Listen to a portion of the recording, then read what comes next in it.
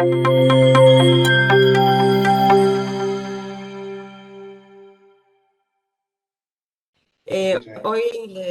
les va a presentar la clase del curso la doctora Susana Tahuada, que es codirectora del curso de Codoppler cardíaco de la SAC, staff de Codoppler y vascular del CEMIC, y miembro del Consejo de Ecocardiografía y Doppler de la SAC. Eh, bueno, espero que les guste Bueno, y que la disfruten mucho. sobre todo que participes.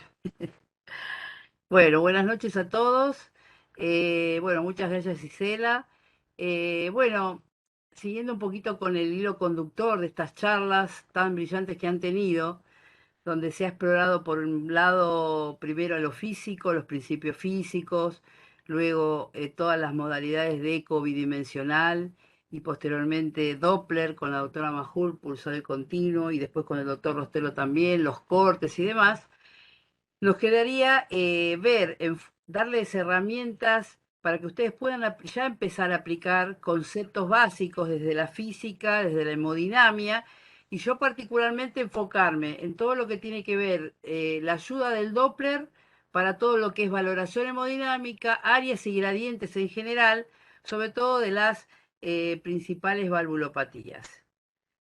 Vos estás viendo el chat, ¿no? Cualquier cosa me podés decir, Gisela. Sí. Bueno, eh, nosotros sabemos entonces que, dado que ustedes ya empezaron con esos conocimientos, como resumen yo voy a tratar de compactar y decir lo más importante, tipo repaso. Sabemos entonces que el Doppler fundamentalmente estudia la velocidad de la sangre, como ya les han hecho hincapié, y de esta forma nosotros vamos a determinar cómo es la dirección, las características del flujo, si es laminar, turbulento, qué forma de curva espectral tiene. Y eso nos va a permitir valorar no solo la hemodinamia, sino todo lo que sea función sistólica y diastólica. Además, estudiar los volúmenes, poder calcular todo lo que sea igual que el Swan-Ganz, bedside, volumen minuto, gradiente de presión, y a su vez el estudio de las válvulas, ¿no es cierto?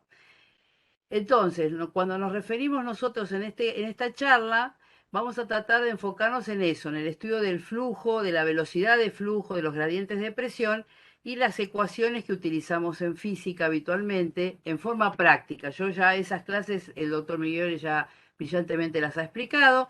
Yo me voy a referir a puntos concretos desde la práctica. Sabemos que la fracción de eyección y la función sistólica son primordiales en nuestra evaluación, lo mismo que los volúmenes, ya sea con el Doppler, el bidimensional o el Doppler tisular, con los sesgos que esto tiene. Si bien este parámetro ha sido estudiado en todos los múltiples trials que tenemos en todo el mundo, es una referencia para decisiones terapéuticas, para pronóstico y diagnóstico de muchas patologías, cardiología, pero sabemos que tiene una asunción geométrica y eso le da, ¿no?, un viso de error que, por supuesto, la resonancia magnética sería el gol estándar, pero de todas formas, utilizando plagos ortogonales, ya van a ver cuando el doctor Miguel les dé función sistólica, cómo ustedes van a poder valorar en este mismo paciente, por lo menos longitudinalmente, cuál es su fracción de eyección. A partir de calcular los índices de volumen sistólico y volumen minuto, podemos calcular índice cardíaco y las demás, ya vamos a ver, los demás parámetros hemodinámicos. Por supuesto que la presión de fin de diástole, con una simple fórmula ya descrita por Nugget, donde correlaciona E sobre E', vamos a ver que podemos analizar cuál es la presión de fin de diástole. Entonces, haciendo un resumen, esto va a ser explorado en su oportunidad, pero empezando desde lo mínimo, que la distancia mitroseptal y la excursión del anillo mitral o SPAM, pasando por la fracción de acortamiento que tiene sus inconvenientes cuando tenemos trastornos, por supuesto, de motilidad, a todos los demás parámetros que vamos a ir desglosando y que van a ver en la función sistólica hasta llegar a las nuevas técnicas con el análisis de deformidad de miocardio, los cambios en la contracción y relajación del ventrículo izquierdo. Bueno, como les decía, acá tenemos los índices que ustedes conocen habitualmente. Por supuesto que cuando hacemos las mediciones de la fracción de acortamiento no estamos exentos de cometer errores, sobre todo cuando hay un movimiento sertal, como les mostraron, anormal, cuando tiene un bloqueo de rama izquierda, una disincronía, un marcapaso, cuando tenga una inadecuada orientación. Si tenemos la posibilidad de hacerlo con modo M anatómico, podríamos optimizar ese modo M. Y cuando tenemos pobre calidad de imagen, como ocurre con malas ventanas o que tengamos una pseudopunta del foreshortening. Todo esto ustedes lo han visto, lo ven en la práctica, lo mismo que el antiguo ecograma mitral, por ejemplo, donde igual podemos extraer conclusiones, sobre todo sabiendo los diferentes puntos que tenemos en la apertura y cierre de este ecograma, y donde fíjense que con, por ejemplo, en la pendiente esta que tenemos AC, luego de la contracción auricular, el hecho de tener un resalto o una onda B nos indica aumento de la presión de fin de diástole por un método antiguo, pero que todavía podemos extraer alguna conclusión. También pasa con la función y del índice de contractilidad, como ocurre en el ventrículo derecho o ventrículo izquierdo, que es la utilización de la DPDT. Lógicamente, es un subrogante de la función sistólica. Son diferentes parámetros que utilizamos para aproximar cuál es la función. No está exento de límites, por supuesto, limitaciones, vamos a decir, y no nos basamos en un solo parámetro. Representa la fuerza con que el tiempo en que tarda en aumentar la presión en ese ventrículo y nos está expresando la función. Lo mismo que los índices combinados, donde utiliza tiempos preeyectivos y eyectivos, que tanto del ventrículo derecho como izquierdo. Tal vez el ventrículo derecho que nosotros tenemos que medir el BTI a nivel del tracto de salida y el llenado que se hace en tiempos sucesivos, en latidos sucesivos, porque se hace este a nivel de la válvula tricúspide y el BTI a nivel del eje corto de grandes vasos, hay una secuencia temporal, pero de todas formas hay que mencionarlo, en la práctica no es tan común usar el ventrículo derecho. Con respecto a las valoraciones hemodinámicas, ya sabemos que la función diastólica cobra importancia estos cuatro parámetros, que son el Doppler tisular, el flujo mitral, el volumen de la aurícula y la insuficiencia, el grado de velocidad e insuficiencia tricuspidia. Con estos parámetros podemos homologar a lo que ocurre con el Swan-Ganz y hay una muy buena correlación con la presión capilar, tanto en pacientes con depresión de la función como con función sistólica conservada. Ya van a tener también la valoración de la función diastólica con los diferentes parámetros de relajación prolongada, pseudonormal y restrictivo, fijo y no fijo, y el Doppler tisular color, el Doppler modo M color, perdón, que donde nosotros también podemos analizar cómo es la velocidad con que se propaga ese llenado, pero que no nos permite diferenciar entre patrones pseudonormales o restrictivos, porque ya en todos tenemos un retraso de esa velocidad, pero no nos discierne. De todas formas se sigue utilizando en algunos centros y sobre todo yo diría la fórmula de Nagel, que es la que más se correlaciona con la presión capilar.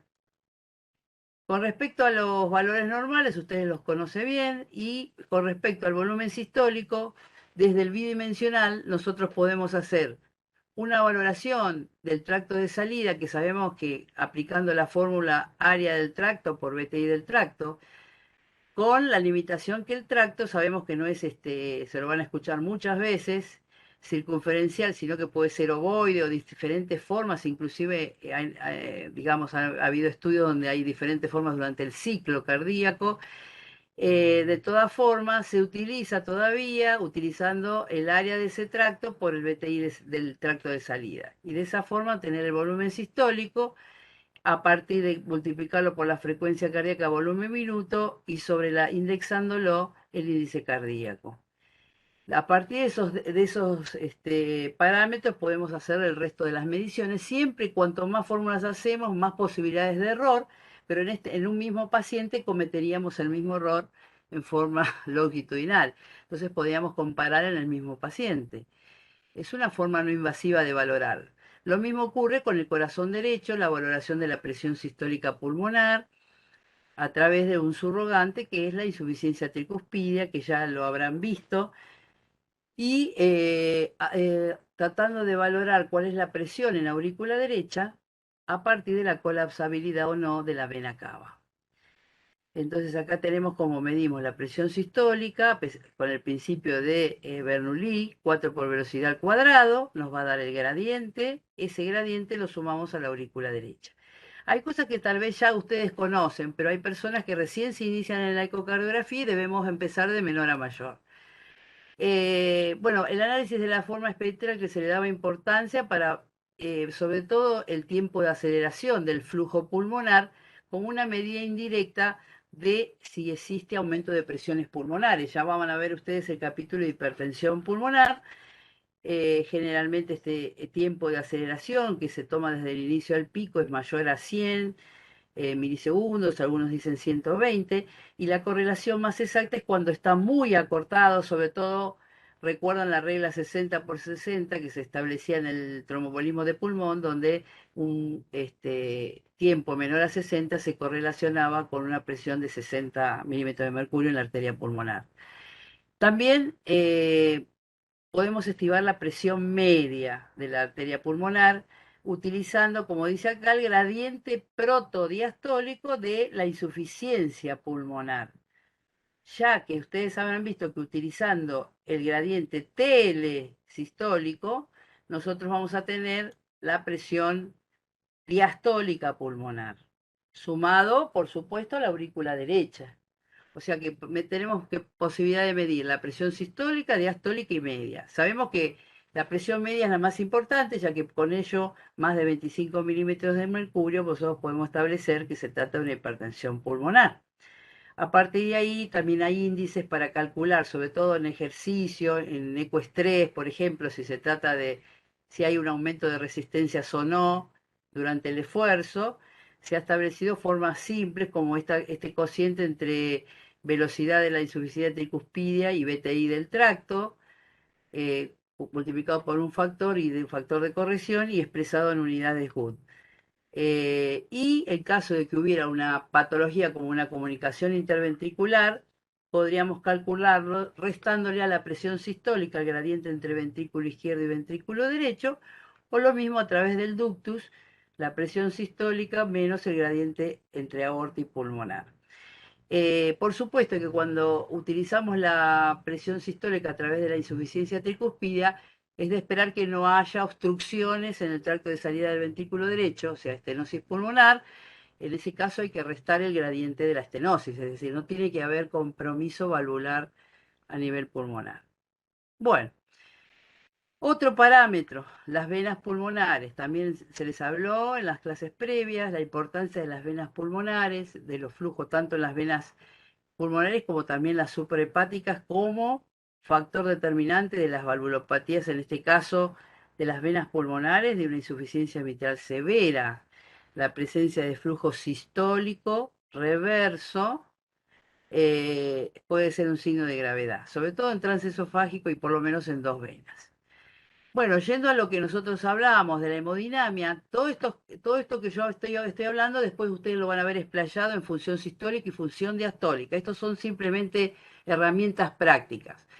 Nosotros sabemos entonces que a través de Bernoulli, significado porque este principio se utilizó en fluidos, entonces se hizo una simplificación y 4 por esa velocidad que ustedes miden, que es lo que mide el Doppler, velocidades, obtenemos el gradiente y de ese gradiente va a depender la velocidad del flujo anterógrado como del volumen, si hubiera un volumen regurgitante. Como vemos acá, en general en cualquier válvula el volumen total será igual al volumen efectivo de esa válvula más el volumen regurgitante, y así también, una vez que podemos despejar volumen regurgitante y calcular la fracción regurgitante relacionada a ese volumen dentro del volumen total.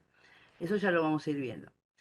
Bueno, la ecuación fundamental que tenemos y que en hemodinamia es el teorema de Bernoulli, como ya les mencioné. Entonces, lo que hacemos es convertir velocidades en gradientes de presión. Esto se utilizó en un fluido ideal y sabemos que significa que el flujo que estamos estudiando es el mismo en cada segmento del árbol circulatorio, debe ser igual en las cuatro válvulas. En general el flujo laminar tiene un perfil parabólico, como vemos acá, con una velocidad máxima, que es lo que medimos, y que en el caso de que hubiera una obstrucción, esa energía potencial se transforma en energía cinética cuando hay una obstrucción, aumenta la velocidad. Bien, la ecuación de continuidad, que también ha sido mencionada, es otra ecuación que se aplica también pensando en que el flujo debe ser igual en todos los segmentos del árbol circulatorio. Y se utiliza tanto en la elaboración de estenosis valvulares para calcular el orificio valvular efectivo, tanto válvulas nativas como protésicas. Bueno, y acá vamos a empezar con algo práctico, para no aburrirnos con lo teórico. A ver quién quiere participar y describir qué ve. Yo no estoy viendo el chat.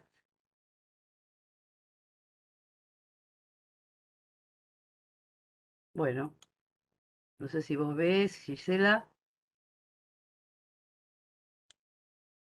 No, no veo a nadie que haya escrito. ¿Alguien que quiere hablar y describir qué ve? Buenas noches, ¿qué tal? Buenas Eh, noches. bueno, es un paraesternal eje largo, la estructura superior es el ventrículo derecho, se ve la aorta, la válvula impresionaría, por lo menos así a vista muy como se puede, parecería calcificada y no parece tener la mejor apertura. Por debajo está la aurícula izquierda con la válvula mitral.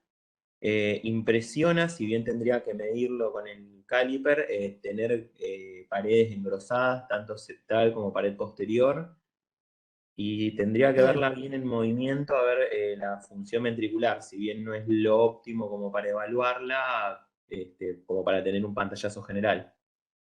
ok. No está corriendo el video. Corre muy lento, debo tener una mala conexión yo. ¿Ahí? Corre un poco mejor, sí, parecería tener una función, si está deprimida es leve. Bien, muy bien. Muy bien, Juan. ¿Dónde me dirías en qué momento del ciclo, de acuerdo a lo que hablamos, me dirías este tracto, ¿no es cierto? El tracto de salida del ventrículo izquierdo tendría que medirlo a 1 centímetro de la válvula aórtica o del plano valvular aórtico, de preferencia cuando está cerrado. 0,5 a 1 centímetro, sí. Ahí, digamos, lo más próximo sería 0,5 habitualmente. Perfecto. Muy bien. Doc, Vamos disculpe, a yo ver. en realidad quería hacer una consulta que la escribí en el chat, pero creo que no se leyó. No, no la Usted estoy dijo, viendo, ¿eh? perdón. No, No estoy era viendo el para chat. A ver, decime.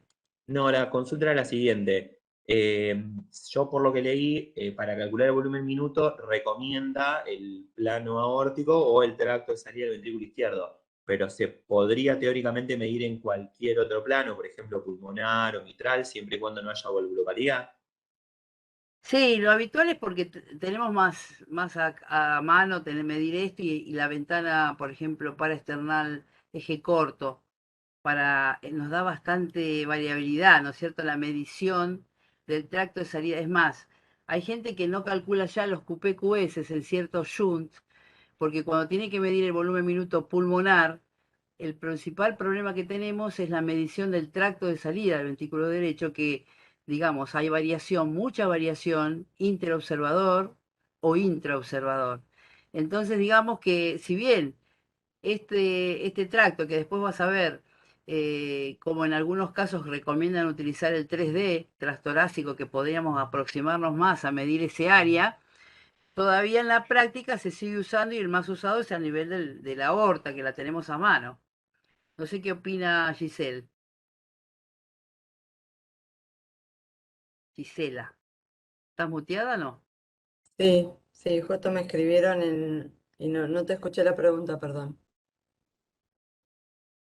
No, el doctor me preguntaba si por qué no se mide en otro lado, como ser el tracto pulmonar, y yo le expliqué las limitaciones que tiene medir el tracto de salida del ventrículo derecho, que hay mucha variación intra e interobservador.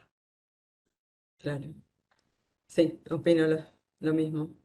Yo- Bueno, lo más correcto y también por cómo está alineado el eje en paraesternal. que Claro. siempre vas a tener una mejor visualización. Acá la doctora María Celeste Vargalo Sí, dice en sístole. sí, correcto, en mesosístole. Y Si bien, mira, tenés que ha habido apagar el celular porque te escucho con eco y te escucho re mal. bueno, Pará. si bien se ha hecho trabajo donde se ha medido durante toda la sístole y se ve que hay variaciones, pero lo habitual es mesosístole. Ah, no, iba a decirle a los panelistas, sí, a los participantes que si escriben al organizador, él no ve las preguntas. Que, que pongan a todos los asistentes cuando hacen una pregunta. Ah, gracias, Porque de Gisela, esa gracias. manera lo podemos ver todos. Bueno, ¿quién quiere mostrar de este mismo paciente? Describir un poquito lo que sigue.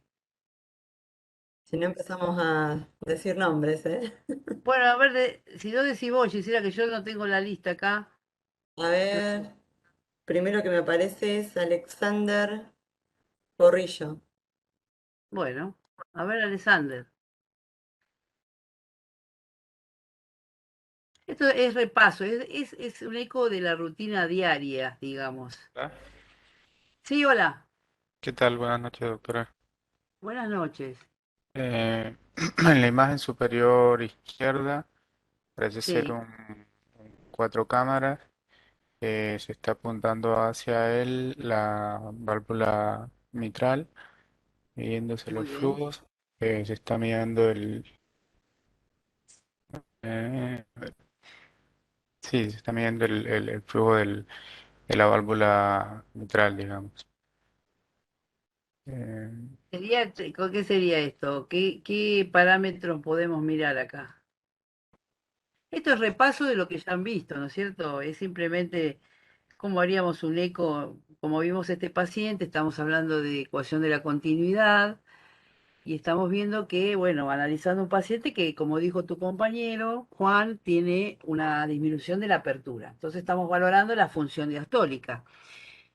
En este caso, ¿qué parámetros estamos midiendo? ¿Qué te parece a vos, cómo es la relajación en este caso?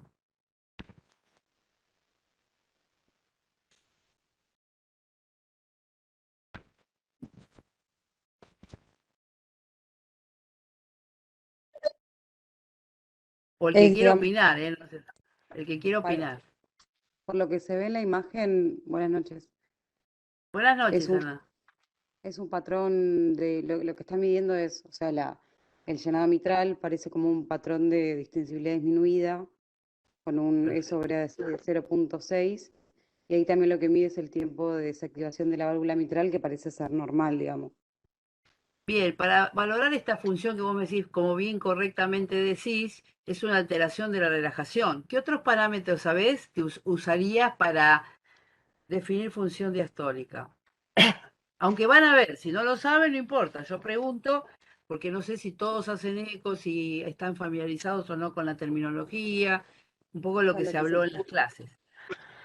lo que se puede hacer es poner a nivel, digamos, o sea, hay varios parámetros, uno es el E sobre E, habría que Sí, medir la velocidad de la onda E y después ir a un TDI con un pulsado, o sea, a nivel miocárdico, en la pared septal y en la pared lateral, y calcular la E' y de esa forma obtener el E sobre E. Ese es otro parámetro de disfunción diastólica, mayor a 14, perfecto, perfecto. eh, y después se puede evaluar la velocidad de regurgitación tricuspidia, ya las cámaras Perfecto, derechas, muy y bien, bueno, el área de la aurícula izquierda. muy bien. ¿El área o el volumen? ¿Qué es más importante? Y lo mejor sería el volumen. Bien, ¿cuál es el valor normal? ¿Hasta qué valor? ¿Hasta qué Entiendo valor que, podríamos decir normal y hasta qué valor leve o severo? ¿Cuáles serían los extremos? entiendo que volumen, si mal no recuerdo, era 34 y el área mayor a 30, algo así. El área habitual es sí, hasta 20, 21 es el área normal y 34, como bien decís, el volumen. Perfecto. ¿Y el volumen hasta qué podemos decir leve? ¿Cuál sería el corte, más o menos, si te acordás? Yo para repasar, estamos repasando, así que vale equivocarse, porque todavía no han estos son elementos, herramientas de la práctica diaria, pero tal vez no todo el mundo ha hecho todavía estudios, entonces, pero bueno, los orientamos en qué cosas nos fijamos, es un estudio normal, así, normal. Es un estudio con patología, pero digamos, la secuencia es la normal. Ver la función diastólica, valoramos, como bien dijiste, el Doppler tisular, septal, generalmente septal y lateral. ¿Cuál tiene mayor velocidad, el septal o el lateral? Y generalmente se mueve más lo lateral, o sea, la pared libre. Perfecto, muy bien. Y como vos bien dijiste, el volumen y la velocidad de la insuficiencia tricuspidea. Muy bien. Acá tenemos la función que vemos que tiene una fracción de, por 4 cámaras, debe estar por allá el informe de biplano, 58, 59%. Muy bien. Y acá a nivel de la válvula aórtica, que es lo que nos motiva, ¿qué Nivel de te la parece? válvula, Sí, bueno, eso es un continuo, a diferencia del otro que era un pulsado, esto es un continuo en un 5 cámaras. perfecto. La válvula, y lo que se ve en principio es una velocidad muy aumentada, Sí, tiene 4,5 por lo menos. Eso, bueno, solo por velocidad hay que ver otros parámetros, pero sería para severo, hay que ver otros parámetros, ¿no? Pero eh, correcto. Y vos fíjate que acá pudo calcular el volumen, el volumen sistólico, 47 mililitros, ¿no? Y acá tenemos el tracto de salida y se hizo el BTI del tracto.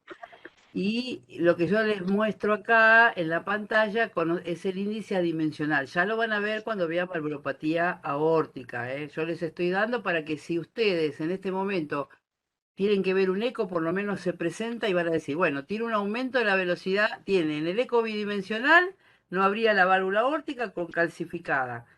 Hacemos el Doppler y podemos valorar entonces que este paciente tiene aparente una función conservada y que eleva la velocidad de lo que estábamos hablando, que al disminuir el orificio por el cual pasa la sangre, como tiene una disminución de ese orificio, aumenta la velocidad.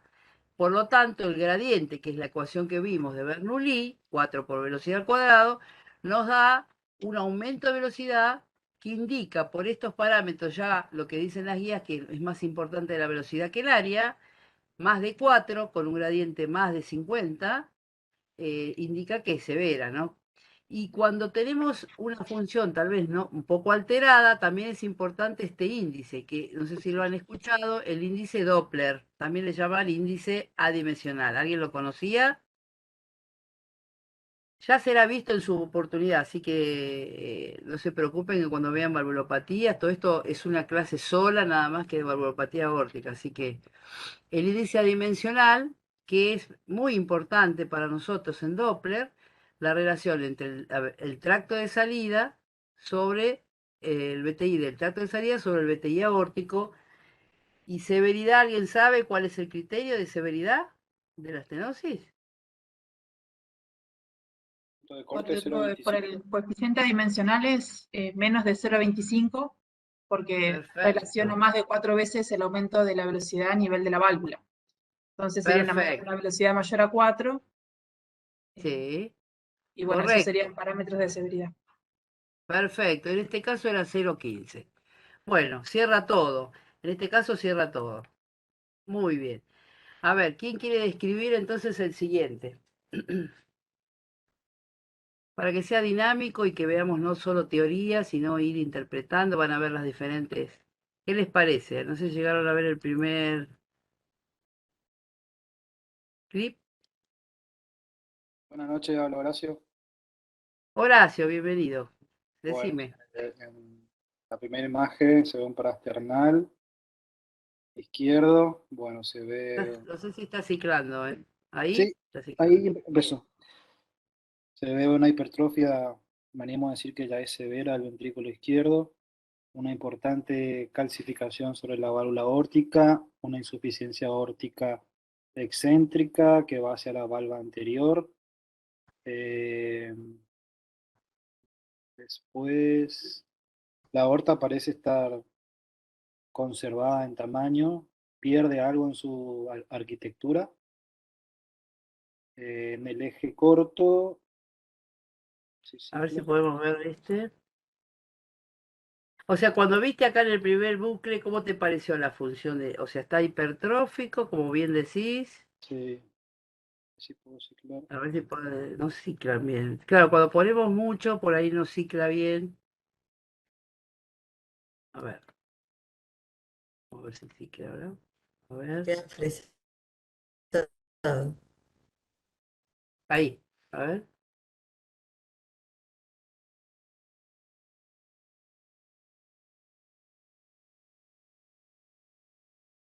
Cuesta, ¿no? No cicla bien. Bueno.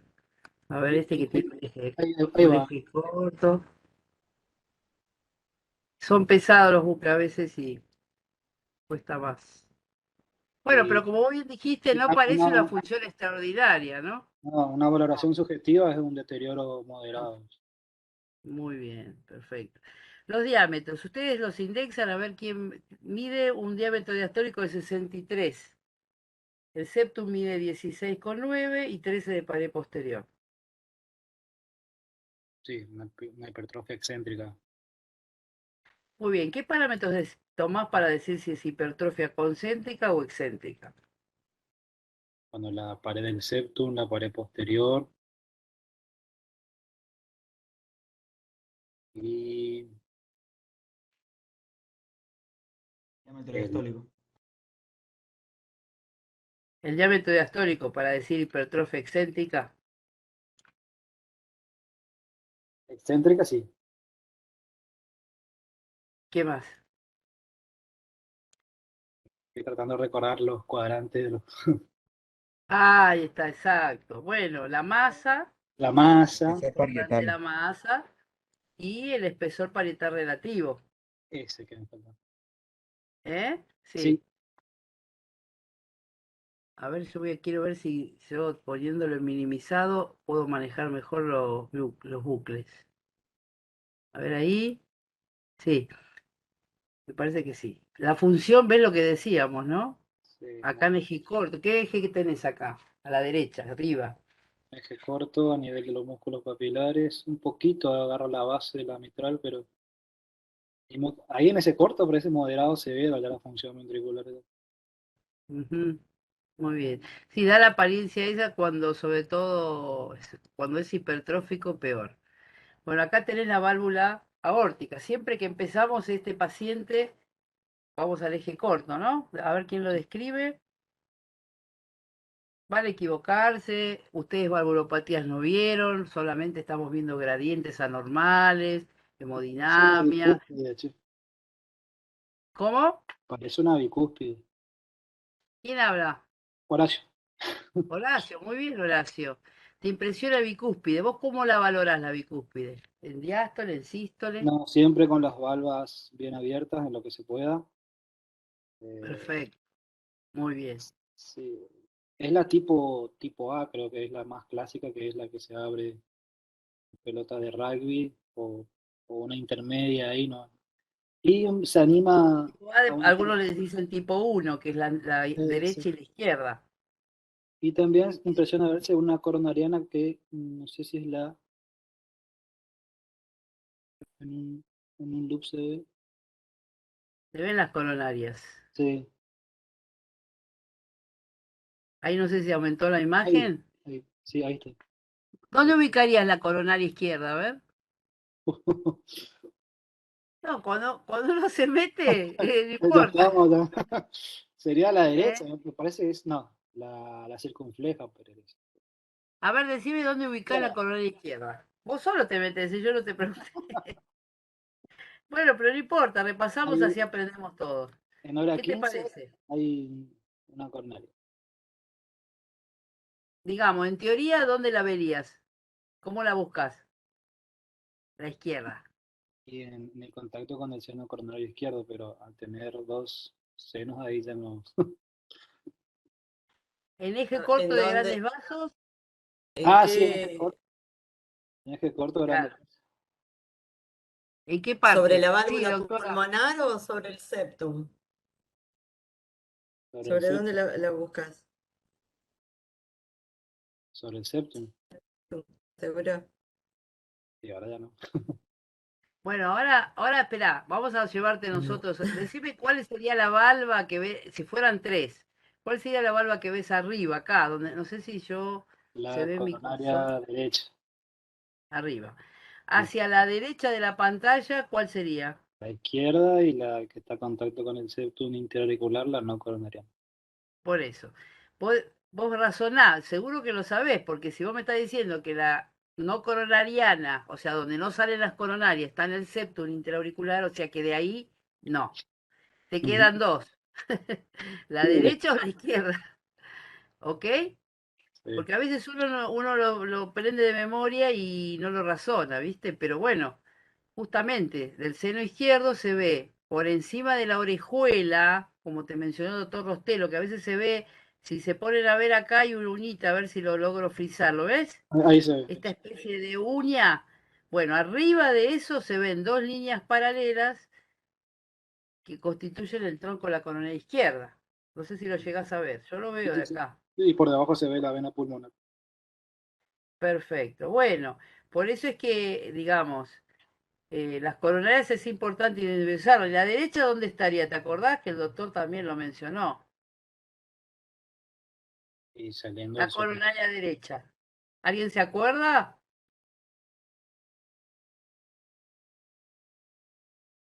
Generalmente cercano a donde está la tricúspide.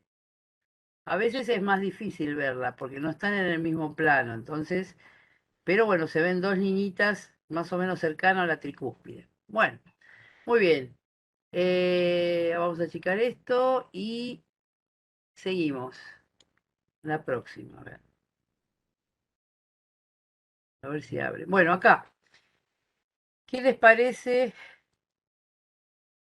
Entonces, acá, ¿qué te parece? A ver quién quiere opinar. Estamos viendo una válvula que parece bicúspide, tiene la apariencia de bicúspide, un ventrículo que está, tendríamos que indexarlo a la superficie corporal, con hipertrofia, y vimos una obstrucción a nivel de la válvula aórtica. ¿Qué les parece esta valoración que estamos haciendo acá? ¿Qué les parece el flujo de la izquierda?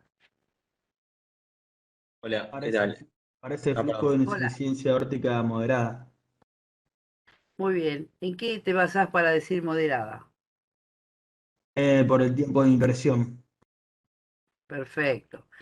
O sea, el límite de corte sería entre 200 y 500, ¿verdad? ¿Moderada? Exacto. Muy bien. Excelente.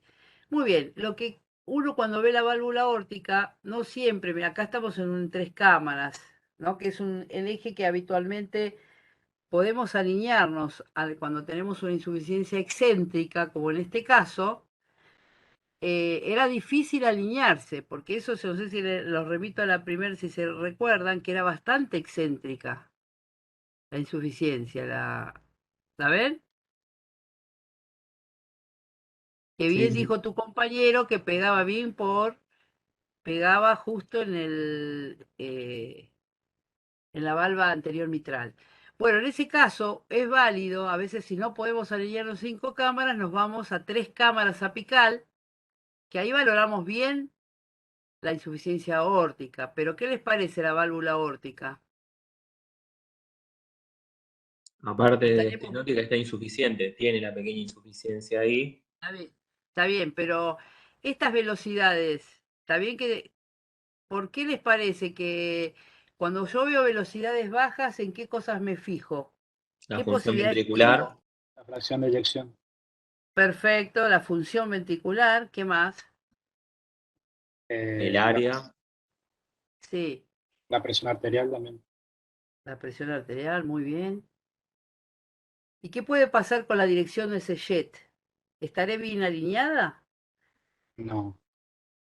Claro, esa es otra pregunta que siempre nos tenemos que hacer y desconfiar. Si nosotros vemos que en el eje largo la válvula se parecía bastante calcificada y vemos que tenemos una velocidad de 2 metros, ¿no? Con una insuficiencia aórtica excéntrica, debemos de tratar, es la valvulopatía que ustedes más tienen que trabajar y buscar todas las ventanas, ¿ok? ¿Qué ventanas conocen? Estamos repasando, no hay problema si no es exhaustivo. Paraesternal derecho también se podría buscar. Perfecto, muy bien, doctora. No se olviden del paraesternal derecho, que es sumamente importante. Fíjense, tan importante que es el único lugar que pudimos alinearnos. ¿Se dan cuenta? Miren la velocidad que tenía. Está bien que acá podíamos decir, yo hice varias mediciones porque acá me parece que estaba un poquito, no estaba perfecta, alineada, como verán.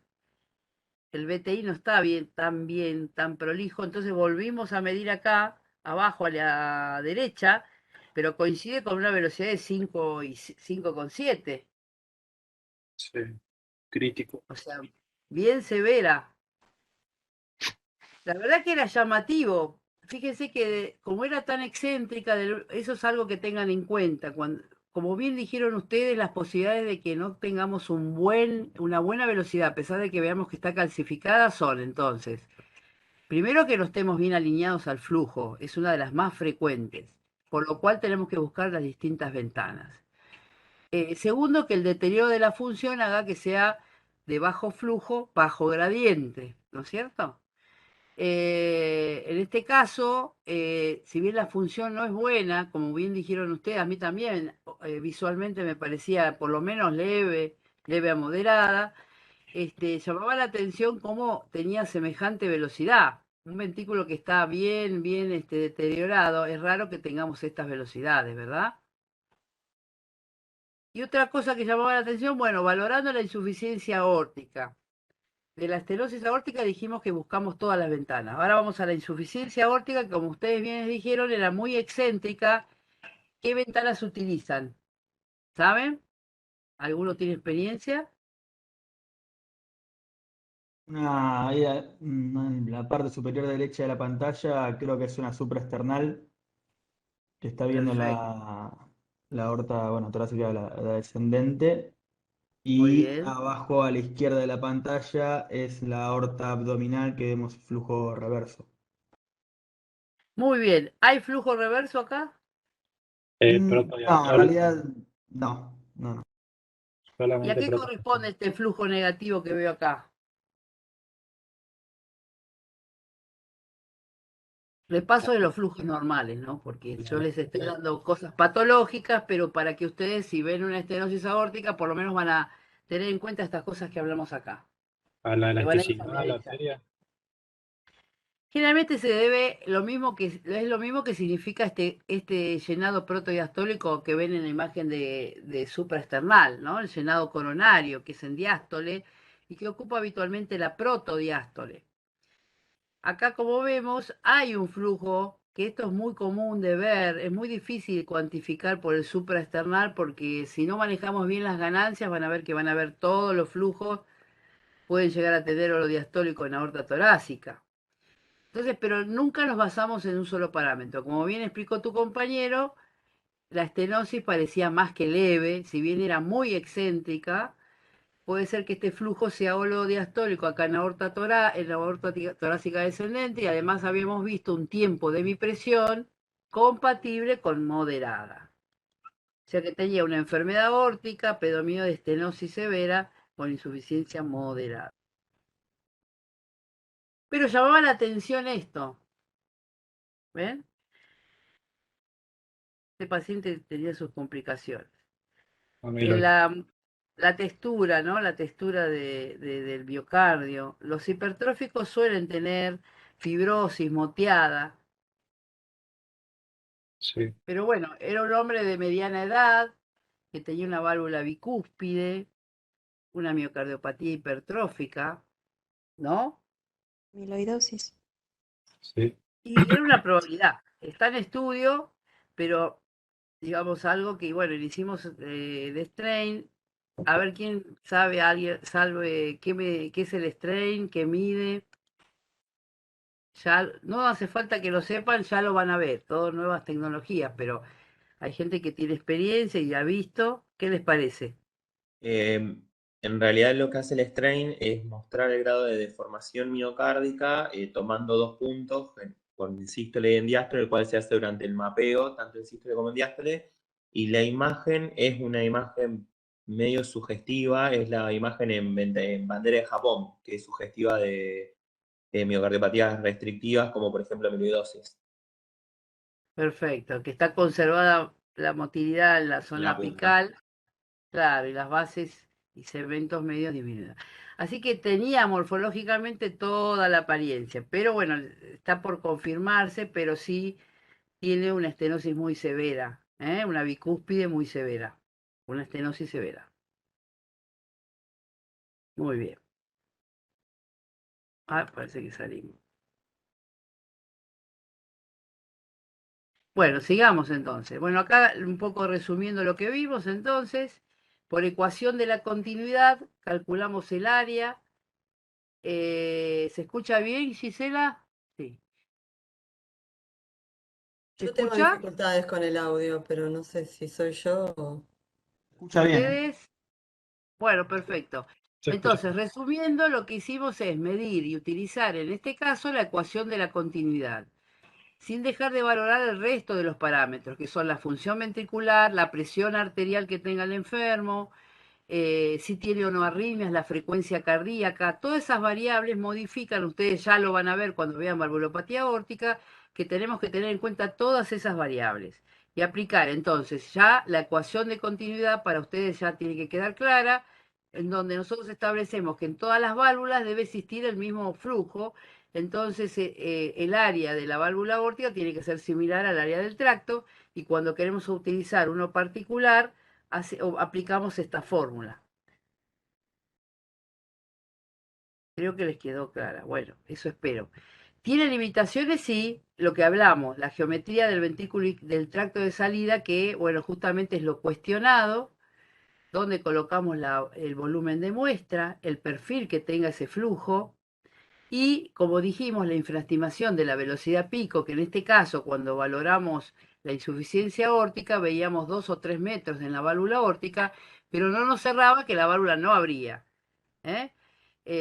Así que bueno, hay que tratar de ver también como sesgos cuando tenemos una velocidad del tracto muy elevada, que hay que restar, ya lo van a ver esto, la velocidad del tracto hay que restar esa velocidad elevada porque nos va a dar una subestimación del área. Y si hay dos zonas como una estenosis subpulmonar, estenosis valvular subpulmonar o subaórtica, combinada con una estenosis pulmonar o estenosis aórtica. Muy bien, entonces el área, si bien es un método adecuado, es menos dependiente del flujo y es severa cuando, según las guías de la Sociedad Argentina de Cardiología, menos de 0,8 centímetros cuadrados. Muy bien. Mediante ecuación entonces de Bernoulli determinamos los gradientes de presión, el jet, la dirección y exploramos las ventanas que mencionamos. Como resumen. Bueno, el gradiente máximo habitualmente es el gradiente que existe entre el ventrículo y la aorta durante la sístole. Más de 80 es severo y el medio, que es el más importante, más de 50. Muy bien. Como les decía, hay trabajos donde se ha hecho la valoración del tracto de salida, dado esa dificultad que tiene en la determinación de la forma del área del tracto, utilizar el 3D, el tridimensional transtorácico, como más sensible para determinar el área y la forma de ese tracto. Y las guías y los consensos que van a ver cuando vean las valvulopatías correspondientes, donde analizan sobre todo el coeficiente dimensional, la velocidad pico, y bueno, que es lo más importante, las últimas guías ya establecen, según si el paciente esté asintomático o sintomático, en 4 grados. Ya lo van a ver cuando no profundizo en cada valvulopatía, porque eso será tocado en una clase particular. Lo mismo ocurre con la insuficiencia aórtica. Vamos a darle parámetros generales para que ustedes puedan ir valorando y después van a tener una clase respectiva. ¿Alguna duda respecto a válvula estenosis aórtica? Sí, Doc, una pregunta. Sí. Horacio le habla. Con respecto a la válvula aórtica bicúspide, la ecuación Sí. la ecuación de Bernoulli puede perder especificidad o sensibilidad. Y sí, dependiendo de qué tipo de bicúspide tenga, pero Sí, por ahora es un método que se sigue utilizando, que tenemos la dificultad de que como generalmente en este caso ustedes vieron, yo les di el extremo para que se acuerden de que da jet muy excéntricos, tal vez, según la forma que tiene, porque no solo recuerden que esa unidad funcional que es la válvula aórtica tiene relación, sobre todo en la bicúspide, con la aorta, ¿no es cierto? Tenemos la bicúspide y la ortopatía, que no la podemos dejar de mencionar. Entonces todo eso hace que al alterarse toda esa unidad funcional válvulo-aórtica, los jet pueden ser muy excéntricos y nos cuesta bastante alinearlos. Entonces, bueno, todo va teniendo posibilidad de error, pero es lo que tenemos a mano a diario, digamos, ¿no? más que nada porque una vez vi un Sí, caso que cuando uno valora la válvula en forma bidimensional, ve sí, la calcificación. Bueno, esta chica era una chica joven, digamos que tenía leve calcificación de las valvas, pero tenía sí. un gradiente de 6 metros. Era bicúspide. Eh, Es una pregunta, no se asociaba a ninguna, porque recuerden que esta estenosis bicúspide a veces se asocia a estenosis supravalvular, sí, se asocia a coartación de aorta, se asocia en el síndrome de John a cardiopatías como ser parayud mitral, supravalvular aórtica, a veces membrana subaórtica. En estos casos hay que investigar toda la unidad, aorta y ver todo el aparato, no solo valvular, sino subvalvular, porque a veces hay combinación de alteraciones, como es una congénita. claro. Sí, yo te consulté con una cardióloga infantil y me dijo que a veces lo que pasa es que la válvula bicúspide puede abrir en forma de embudo y eso Exactamente. acelerar exacerbar, digamos, los gradientes. Sí, y además, viste que en este caso, como estaba bastante calcificada, no veíamos como ninguna válvula prolapsando, pero otra característica de la bicúspide ya cuando hacemos el eje largo, que habitualmente una de las valvas puede llegar a prolapsar, insinuarse hacia el tracto de salida, y uno ve bien distinguir el cierre excéntrico en ese caso, ¿no? Cuando son válvulas todavía flexibles. Cuando están tan calcificadas, a veces hasta es indistinguible si es una válvula tricúspide o bicúspide. Es difícil cuando tenés mucho calcio. Que este hombre está en la quinta, sexta década de la vida, entonces es diferente la calcificación que seguramente la chica que vos viste, que era mucho más joven. Sí, sí, sí. Bueno. Bueno, acá con respecto a la insuficiencia aórtica también, entre las causas, acá vemos la unidad que hablábamos funcional, de lo que significa tanto la válvula como el anillo valvular, la porción sinusal, la porción sinotubular, las cúspides. Las causas de insuficiencia aórtica más frecuentes son la dilatación idiopática de la aorta, todo lo que vos mencionaste de la bicúspide, no olvidarse de las anormalidades de la aorta, la esclerodegenerativa con la edad, la reumática, generalmente primero afectación mitral y después la aorta en la enfermedad reumática, y todas las causas como endocarditis, el síndrome de Marfan y todas las degeneraciones de la capa media, mixomatosas, la disección de aorta y otras menos frecuentes como el Ehlers-Danlos, osteogénesis imperfecta. El tema es que cualquiera de estos agentes etiológicos pueden alterar la región valvular, el anillo funcional, porque sabemos que a diferencia de la válvula mitral, la aorta no tiene anillo, y el anillo, lo que nosotros llamamos anillo funcional, son estos puntos verdes que son el nadir de estas valvas, de los senos de Valsalva, que constituye lo que nosotros llamamos anillo. Pero no existe un anillo anatómico, ¿ok? Bueno, seguimos. ¿Qué nos aportan las imágenes? Porque también otra valvulopatía frecuente. Yo me refiero a las más frecuentes que ustedes ya pueden ir estar viendo. ¿Qué nos aportan las imágenes? Y las imágenes nos permiten evaluar la anatomía de esta unidad funcional, cuantificar la insuficiencia, describir los mecanismos, que es fundamental, sobre todo en la válvula aórtica, que no es tan común. O sea, de las válvulas recuerden que les habrán mencionado que existen regurgitaciones fisiológicas, donde no hay daños estructurales de las válvulas, y sin embargo tenemos insuficiencia mitral, tricuspida la más frecuente, mitral, pulmonar, muy frecuente como la tricuspidia, y menos frecuente la aórtica. Entonces, cuando tenemos una valvulopatía aórtica, una insuficiencia aórtica, siempre tenemos que indagar la causa. ¿Cuál es el mecanismo? Evaluar la repercusión hemodinámica y eso nos va a permitir guiarnos también con el tratamiento. Lógicamente existen otros métodos, además del eco, como son la tomografía, angiotomografía y también la resonancia, que nos permite cuantificarla por secuencia de contraste en fase. Y bueno, por supuesto el eco, que es un método sencillo y que por suerte no invasivo, y nos permite valorar dicha insuficiencia. También el transesofágico nos permite establecer qué mecanismo funcional tiene y hacer las distintas mediciones que tenemos que empezar a hacer en la práctica diaria, aunque no sea transesofágico, sino transtorácico, acostumbrarnos a medir tanto el anillo, como ustedes bien dijeron, que en el tracto de salida lo medimos en sístole, después toda la aorta, la porción sinusal, la unión sinotubular, la aorta tubular ascendente, lo medimos en diástole.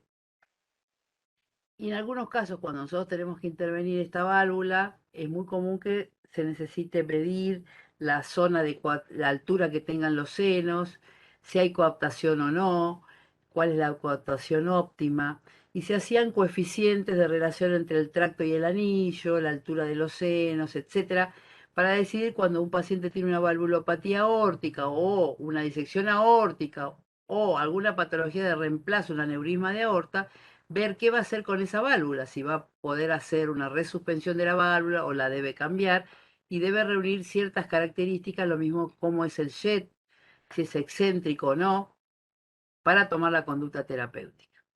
También el tridimensional es útil, como mencionamos, sobre todo en el error de las mediciones que hablábamos. Fíjense acá, como en 3D, es fácil poder tomar el área del tracto, ¿no? Y cómo nosotros, si exploramos durante toda la sístole, vamos a ver cómo va modificándose.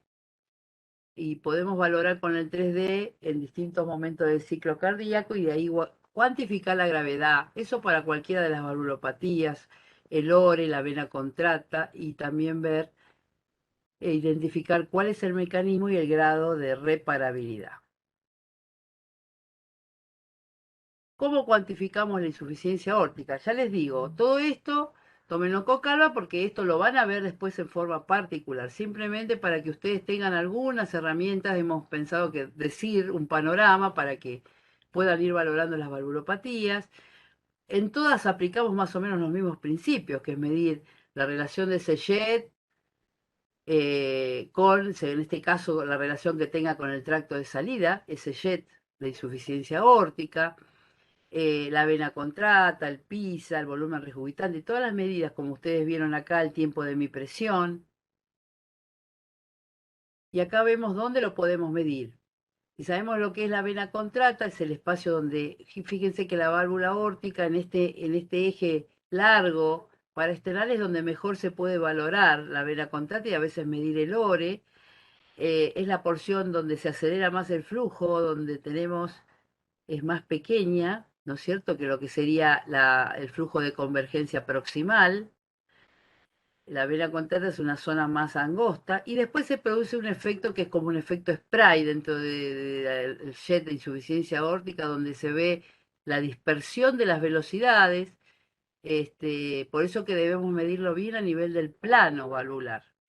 Nunca olvidarnos también de valorar en eje corto, porque eso nos permite ver si es central el jet, si es comisural. Eso tiene diferentes implicancias para la reparabilidad de dicho jet, de dicha valvulopatía. También se puede medir en 5 cámaras, ¿eh? Pero donde mejor se ve es en el paraesternal eje largo, ya lo van a ver.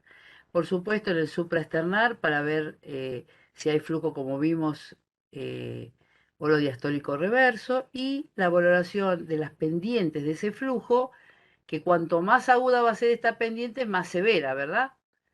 La pendiente de desaceleración o el tiempo de mi presión, que guardan valores opuestos, ¿no? Bueno, entonces nosotros con el Doppler color ¿qué vamos a hacer? Vamos a saber qué área de jet y longitud, cuál es la relación entre esa área de jet con el tracto de salida, y la vena contrata y la vamos a utilizar tanto en el eje largo parasternal como apical. Y los valores ya lo irán viendo. El más importante a mí, por lo menos me parece bastante confiable, es lo que ocupa ese jet en el mismo tracto. Y generalmente si usamos el eje largo parasternal, se ocupa menos del 25% en relación a ese tracto es leve, 25-64 es moderada y más del 65% es severa. Para que vayan entendiendo, se le da más importancia a eso que a cuánto ocupa dentro del ventrículo izquierdo, que antes se utilizaba ver el área del jet, cada vez usamos menos eso. No sé qué opina Gisela, pero nosotros cada vez lo utilizamos menos.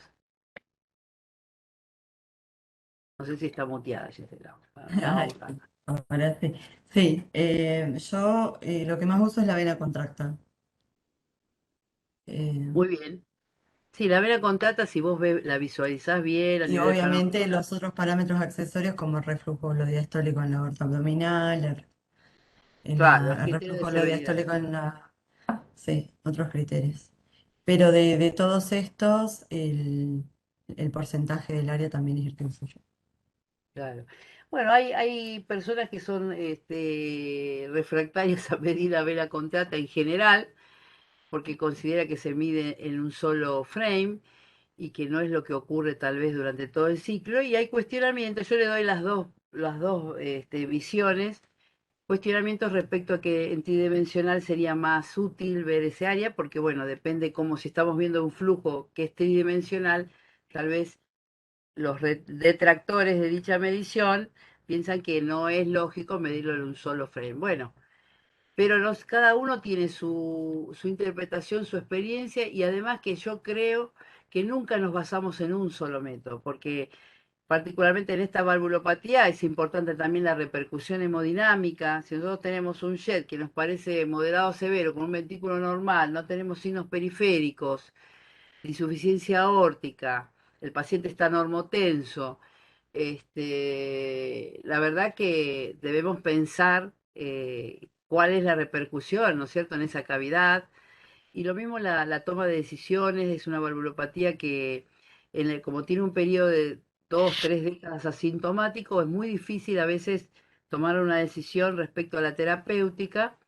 Y fíjense que un límite que se ha dado para intervenirla es el diámetro sistólico, que dentro de todo lo estamos midiendo también en bidimensional y que, digamos, sería más apropiado basarlos en volúmenes para considerar el momento quirúrgico de esta valvulopatía. Así que esta valvulopatía tiene mucha tela para que podamos aprender y ya va a ser valorada en su momento. Como decía Gisela, el flujo diastólico reverso de la aorta descendente se considera, algunos hacen el BTI de dicho flujo. Y bueno, lo que sí es más específico es el flujo reverso en aorta abdominal.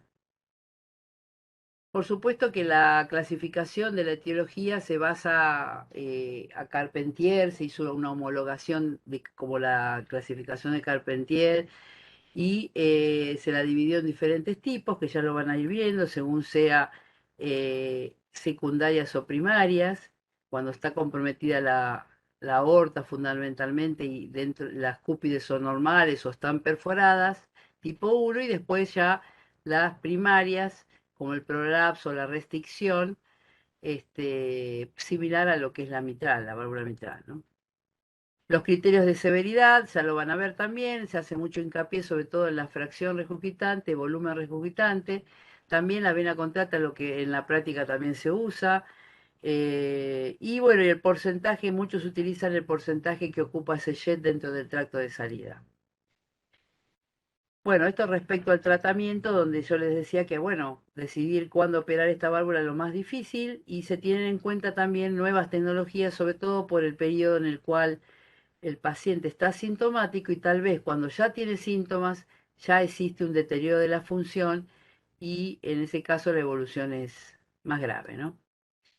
Entonces, como conclusión, el Doppler, ¿qué hace? Tiene sensibilidad y especificidad para el diagnóstico de la insuficiencia aórtica, El pulsado lo utilizamos para registrar la turbulencia diastólica en el tracto de salida. Vemos cuánto ocupa, hacemos un mapeo, vemos el flujo reverso en la aorta descendente y abdominal, y el continuo, que nos permite ver la intensidad, cuánto está agrupada esa señal, si está bien delineada indica mayor severidad, lo contrario en las leves, y estudiamos la pendiente de esa aceleración y el tiempo de mi presión. Cuanto más rápida la pendiente y menor el pressure gap time, mayor es la gravedad de la regurgitación. Bueno, acá vamos a ver entonces otro paciente, a ver qué les parece. Si alguien quiere describir qué le parece subjetivamente.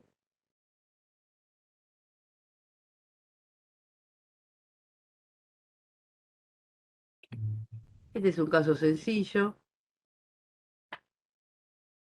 A ver si lo puedo manejar así mejor. ¿Se ve? Sí. Doc, una pregunta. ¿La vena contracta siempre la valoramos en el parasternal o hay otra vista en la que se puede evaluar?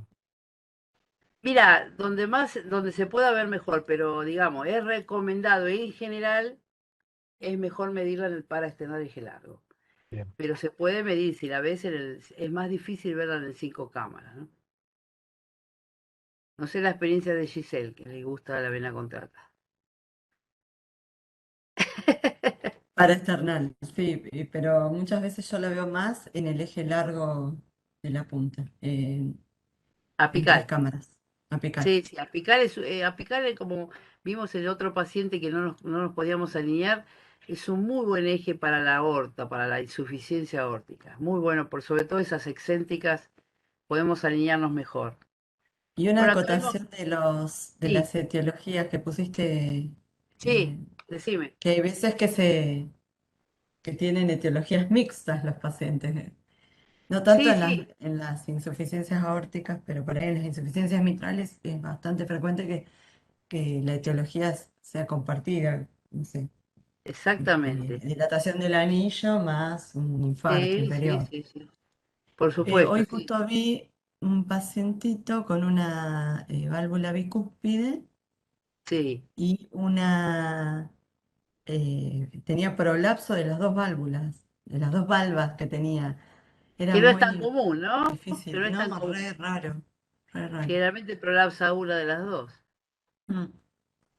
Bien, era joven. Sí, 30 años.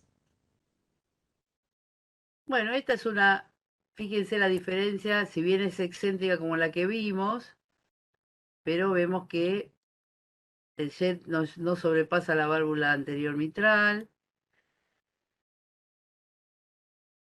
tiene también una insuficiencia mitral, pero digamos las velocidades anterógradas del llenado mitral son de patrón de relajación prolongado, es raro que veamos una severidad con un patrón prolongado de insuficiencia mitral. Y acá tenemos otra que también bastante frecuente. Vimos una bicúspide, vimos esta que pasó, que era una hipertensa, y esta señora que es una esclerodegenerativa. Fíjense cómo es por lo menos moderada, parece. Tiene una insuficiencia mitral y mucho calcio también en la válvula mitral. En el panel superior derecho podemos ver un cierto temblor que vemos diastólico en estas insuficiencias cuando vemos que el jet es así de excéntrico.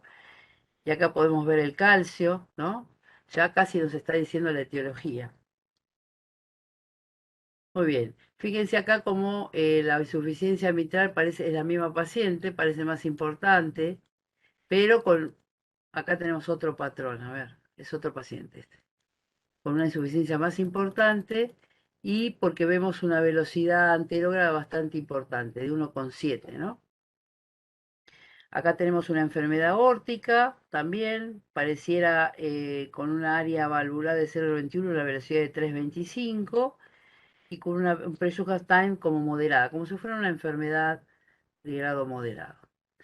Bueno, acá para mostrar un poquito también lo que hablábamos de cómo tomar el flujo de convergencia proximal, utilizando, si logramos tener esta buena hemisfera, no es tan frecuente lograr el método de PISA que se llama, que se basa en el flujo este de convergencia proximal, donde se dibuja una hemisfera, donde tomamos el radio de esa hemisfera y donde tenemos que modificar el número de Nikic para poder ver mejor la hemisfera y tomar esa velocidad pico de la insuficiencia.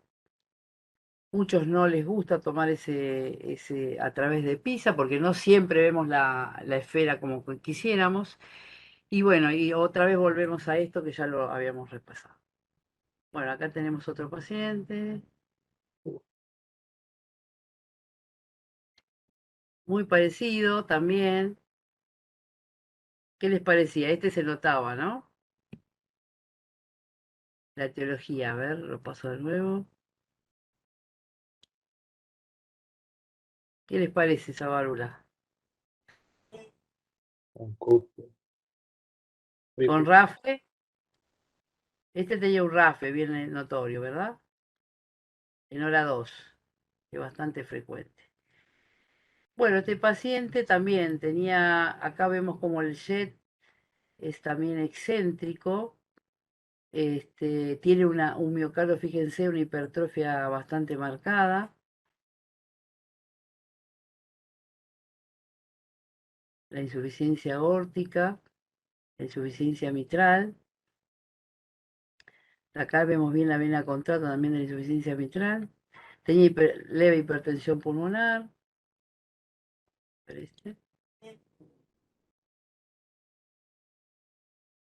Bueno, a ver quién me describe este paciente. Ya que han visto distintos grados. ¿Qué les parece?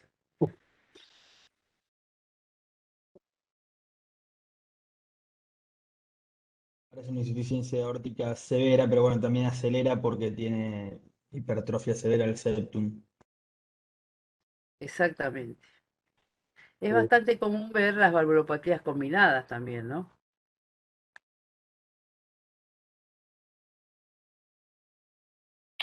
Muy bien. Tiene insuficiencia mitral. Vamos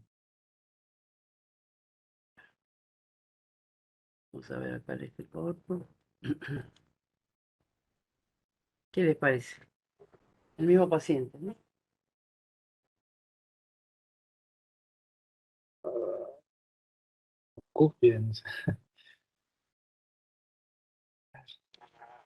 Seguimos, a ver.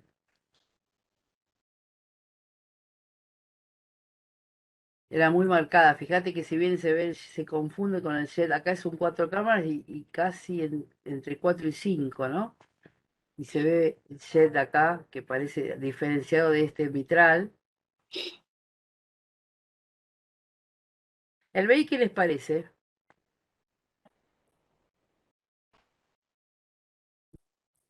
Conservado. Muy bien, tamaño conservado. Y un poquito hiperdinámico, ¿no? Sí. Hay algo que sale de ahí, del tracto de salida, una membrana. Lo voy a ver si lo puedo agrandar, así lo ves más.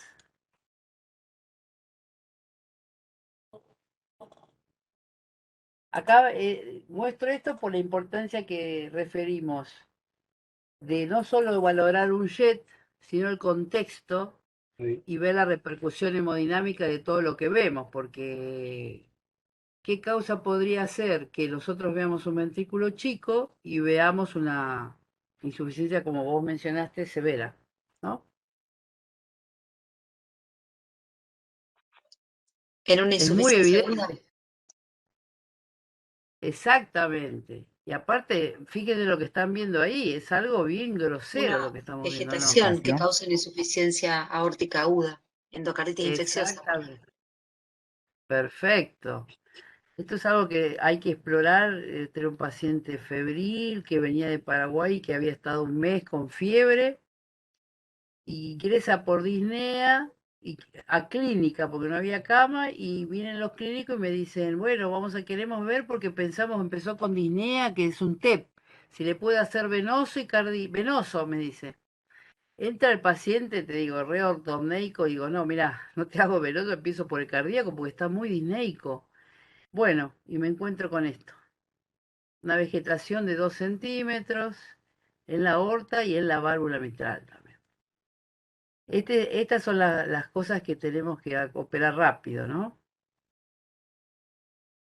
Ustedes como cardiólogos, aunque no sean ecocardiografistas aún, pero bueno, no olvidarse de este paciente con hiperdinámico. Fíjense la diferencia de los que venimos viendo, que son crónicos, una bicúspide que fue calcificándose, a este caso que es un ventrículo chico, ¿no es cierto?, con insuficiencia severa, hiperdinámico. Fíjense acá cómo se ve la válvula mitral, tiene un patrón un patrón que no llega a pseudo normal, porque el tiempo de desaceleración me da, ¿cuánto sería el valor de corte para restrictivo? Él tiene 173.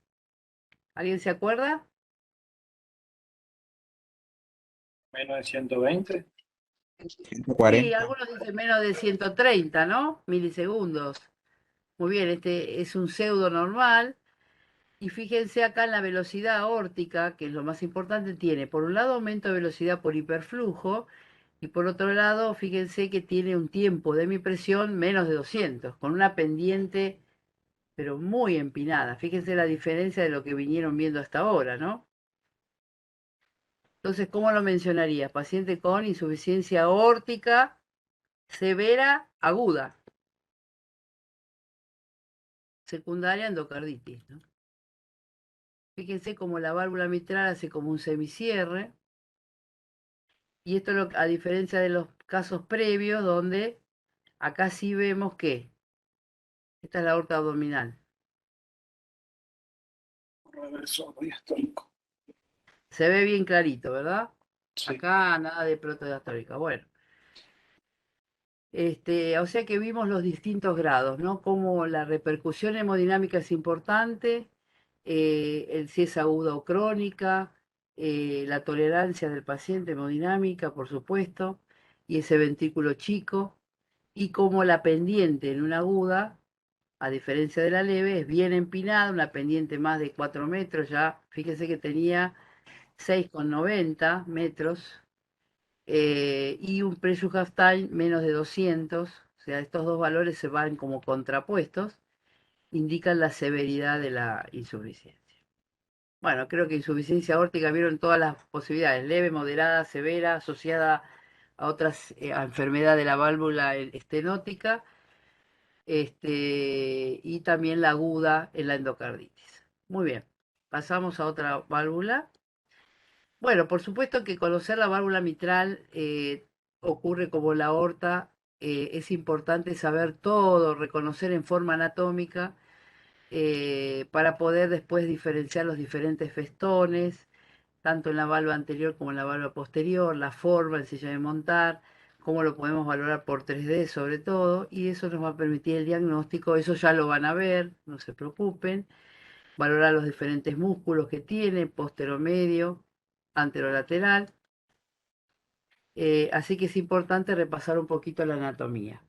Con respecto a la etiología, también la valvulopatía mitral, la etiología más importante es la fibra reumática, que se presenta aislada en el 25% de los casos, junto a insuficiencia en un 40% y es más común en el sexo femenino.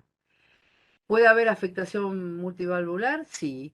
¿Quién sigue en orden de importancia? La aorta y también la tricúspide, que no hay que olvidarse, la tricúspide que no muchas veces la indagamos y es muy común ver un compromiso tricuspidio por fibra reumática. Menos comunes las formas congénitas. Lutenbacher, mitral en paracaídas, que forma parte del síndrome de John, ya lo van a sentir nombrar.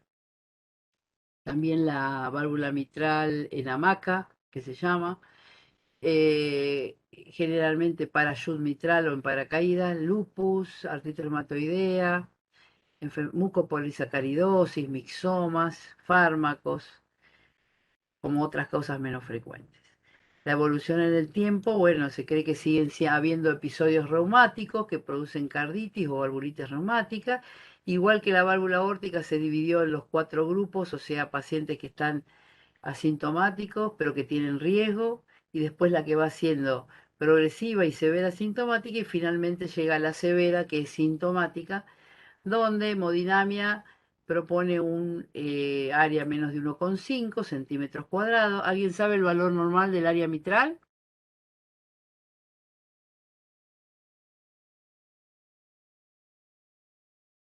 Porque a veces hablamos de áreas patológicas, pero lo mitral, ¿cuánto es la válvula mitral? 4 centímetros. ¿Cuánto? 4.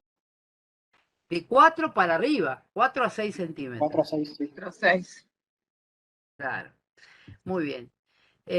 Bueno, como vemos acá, para considerar severa la estenosis mitral menos de 1,5, si bien clásicamente se decía que era menos de 1 para tomar una conducta, ahora menos de 1,5 se puede considerar severa y menos de 1 es muy severa. Pero también en este caso, igual que la valvulopatía aórtica, es importante valorar los síntomas, la repercusión hemodinámica, ya que si nosotros queremos un paciente enviarlo a algún tratamiento percutáneo, tal vez, o no, debemos tener en cuenta los síntomas también. Y qué repercusión tiene sobre todo en la aurícula izquierda y en las presiones pulmonares. ¿Qué pasa? El ecoestrés es muy sensible para valorar esta valvulopatía en el caso de los pacientes oligosintomáticos, donde cuando hay intolerancia en ese ejercicio, intolerancia al ejercicio, disnea o que aumente el gradiente medio o más de 18 milímetros a 18 milímetros de mercurio, o la presión sistólica pulmonar, ya lo van a ver, a más de 60 milímetros de mercurio, es un criterio de indicación terapéutica. También los métodos diagnósticos, igual que en la valvulopatía aórtica, son el eco bidimensional, que va a permitir ver la disminución de la excursión de los velos, la apertura en cúpula, la famosa apertura en cúpula. También le llaman a veces en palo de hockey por el engrosamiento de los extremos de la válvula, la dilatación de la aurícula izquierda, de las cavidades derechas, y ahí calcular el área y los gradientes. Un criterio muy importante en modo M es la falta de oposición de la valva posterior. Normalmente la valva posterior es oponente, ¿verdad? La anterior en forma de M y la posterior en forma de W. Y el principal signo característico, ya lo van a ver, es debido a la fusión comisural que la valva posterior no es oponente. Por Doppler es donde podemos cuantificar nuevamente, van a ver que todos estos procedimientos se usan en todas las valvulopatías. En esta especialmente es muy importante la planimetría, que generalmente la hacemos en eje corto de ventrículo izquierdo, a nivel de la válvula mitral, el tiempo de mi presión también, la relación de continuidad y el PISA, lo mismo que en la válvula aórtica. Por supuesto, a ver quién puede describir el primer video, así ya no se olvidan y entran en tema. Ya cuando vean esto. Es un eje, Dale. es un eje paraesternal izquierdo, Muy bien. donde se ve Sí. lo que llama la atención. Bueno, tiene una insuficiencia mitral con jet central y llama la atención la gran dilatación de la aurícula izquierda. Parece. Ahí estaba mirando de nuevo. Sí, parece central, parece una insuficiencia mitral orgánica, atrial, por dilatación. Porque las valvas. ¿Qué te parece la apertura de la válvula? No, ahí se abre tipo endomo. Ahí está. Para que Sí, les ahí quede lo vi grabado, en porque movimiento. ahí está. Ustedes cuando lo vean esto no van a poder, lo tienen que saber distinguir. Fíjense qué característico es apertura llamado endomo. ¿Lo ven? O también le llaman en palo de hockey, porque como tiene un engrosamiento en el extremo, ¿ven?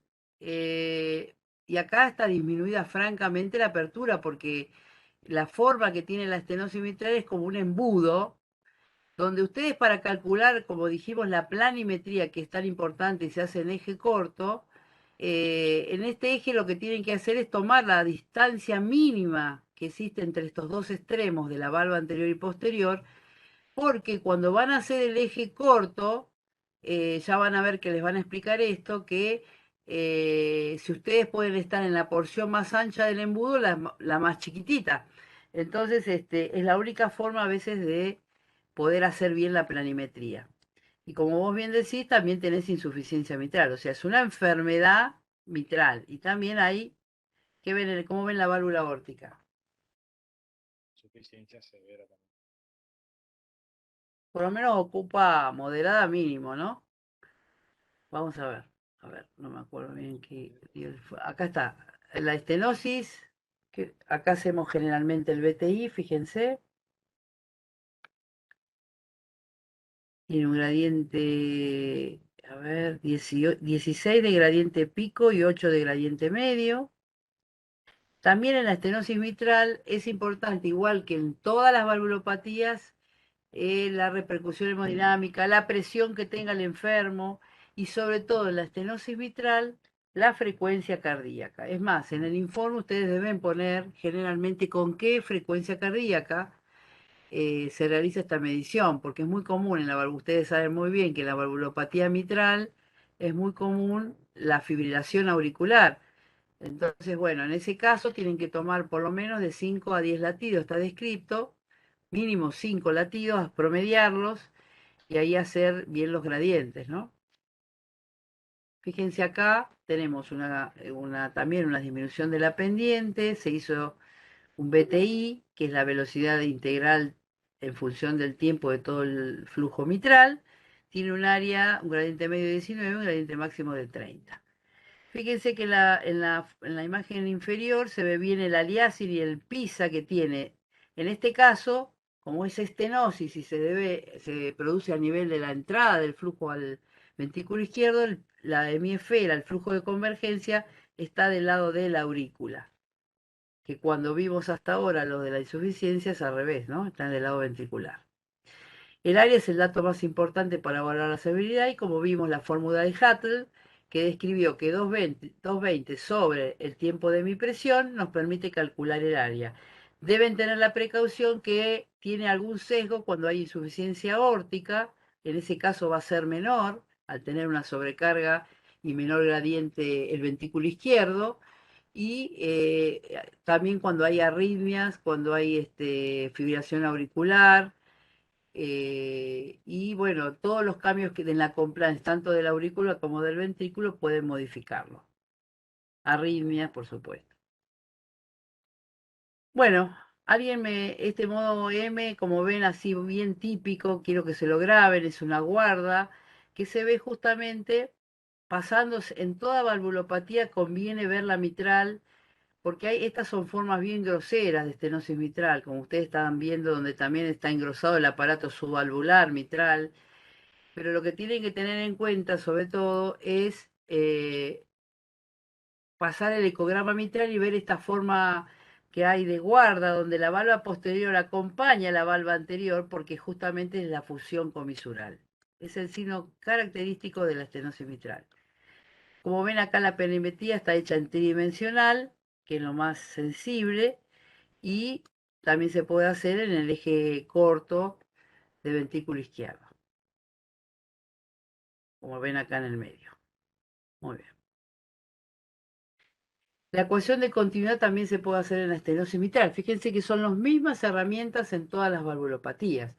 Entonces, para calcular el área valvular efectiva en la estenosis mitral, se usa, en este caso se lo compara al tracto de salida del VI. Entonces tenemos que medir el diámetro, medir el flujo, el tracto y medir el flujo con Doppler continuo en la válvula mitral.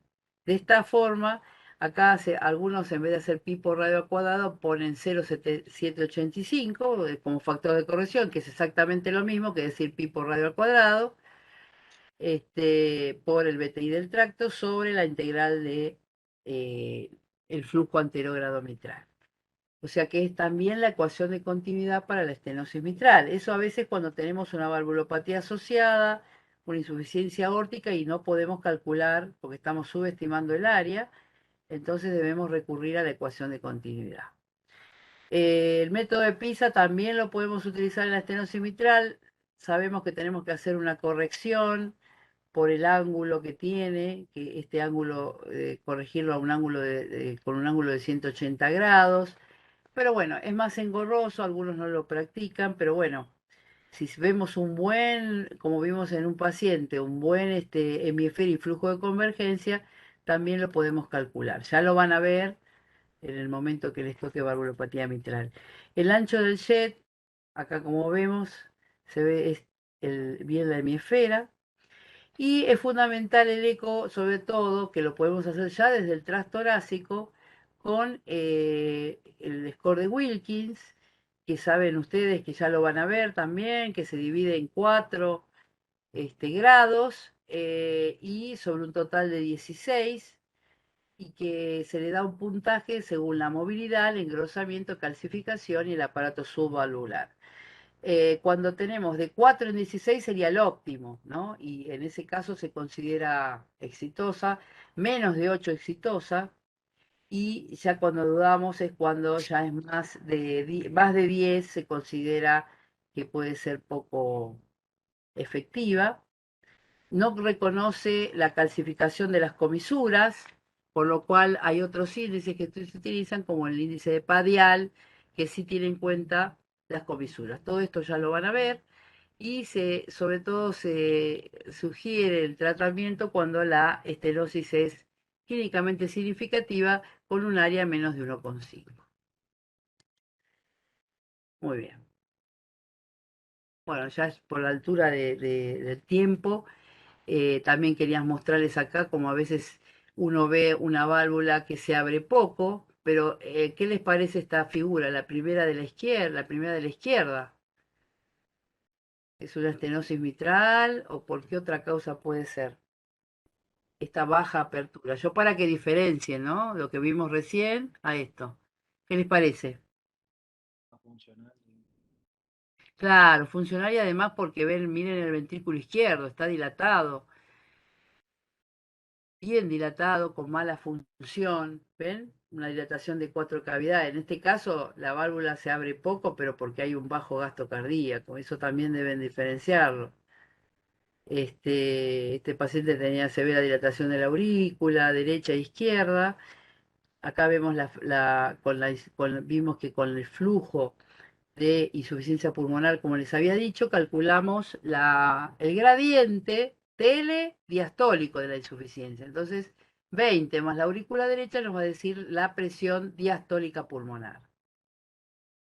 Es una válvula, ven, como con una distancia mitroseptal aumentada. Es un criterio de que la función, fíjense, acá mide 2 centímetros, 2,8 centímetros. Lo normal es menos de 0,7 milímetros, menos de 1 centímetro, uno dice. Fíjense cómo está aumentada una cosa simple y entonces vemos una apertura disminuida porque tiene un bajo gasto cardíaco. Con una fracción, fíjense, de 18%. Es una disfunción biventricular en realidad con un patrón restrictivo. Entonces, bueno, esa válvula era de bajo gasto. Acá podemos medir cuando hay insuficiencia mitral, como están viendo, como ya lo mencionamos, la DPDT, como ven, que se mide la velocidad al metro y a los 3, que era alrededor de 450 milímetros de mercurio por segundo, cuando lo normal es más de 1200, ¿no? Milímetros por segundo. Después vemos las presiones de llenado también. Acá vemos algo habitual para valorar el ventrículo derecho, no nos olvidemos, tanto medir el TAPSE, medir la velocidad sistólica, que siempre es más de 10 centímetros por segundo, lo normal, y también podemos medir el área de acortamiento fraccional del ventrículo derecho, midiendo el área en diástole menos el área en sístole sobre el área en diástole, y eso nos tiene que dar una fracción de acortamiento fraccional mayor al 35% para ser normal. Por supuesto, la repercusión de la válvula mitral, tricuspidia y, bueno, el strain para ver la función. Muy bien. En este caso, la insuficiencia mitral, también el Doppler, nos permite ver, como ven acá se ve muy bien el PISA, y permite diferenciar en forma directa el grado de insuficiencia, cuantificar la gravedad, los gradientes de presión pulmonar y si hay también valvulopatías asociadas. Fíjense que es difícil a veces cuantificar cuando están excéntricas, pero acá vemos lo que llamamos, algunos no creen que existe el efecto Coanda, incomprobable en el corazón, aparentemente, ya que ha visto el efecto cuanta en mecánica de fluidos. Pero bueno, acá lo que vemos es un efecto remolino con un flujo azul que se aleja y un rojo que vuelve. Eso es criterio de severidad, ¿verdad? Y ahí vemos esa aceleración, lo que les explicó el doctor, del momentum, la expansión o la dispersión de las velocidades del flujo. Y ahí podemos ver según la vena contrata, el método de Pisa, el flujo regurgitante, el volumen regurgitante, cuál sería la severidad, al igual que las velocidades anterógradas de la válvula mitral, donde una E más de 1,5 es criterio de severidad y es raro que vean una severa con un patrón prolongado, eso ténganlo ya de concepto. Bueno, Carpentier también pudo diferenciar en los diferentes tipos, que ya lo van a ver en su momento según la etiología, y lo que respecta a nosotros se repite los mismos parámetros, cálculo de el flujo de convergencia proximal a través del método PISA, donde vemos que es 2pi por radio al cuadrado, por la velocidad de aliasing que utilizamos, que generalmente tenemos que disminuirla para poder diferenciar con la velocidad Nyquist esta vez la hemiesfera y calcular mejor el radio. De esta forma calculamos el orificio regurgitante efectivo, ya lo van a ver, que es este flujo regurgitante sobre la velocidad pico de la regurgitación.